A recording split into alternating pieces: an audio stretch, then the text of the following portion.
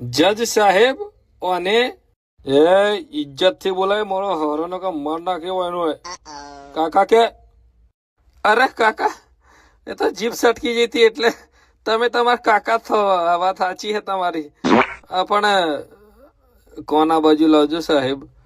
જુઓ તમારા અમે જેવી ધમકી આલી જોઈ તમે, એટલે ઓનો કેસ ફાઇનલ કરી નાખો. અને પાછું ઉતરણ આવ્યો ને હજી 3 દાડા બાકી હે ને પાછું રોજ રાતે ને સ્પીકર મૂકી અને ગીતો વગાડે, પેલું ગીત વગાડે પાછું ઉત્તરાયણ ની ચીકી ને તારી બહેન એવું કઈ નાગા નાગા ગીતો વગાડે. સાહેબોને સજા લો. આ બધા તો બહુ રીચ ચડે બેટા.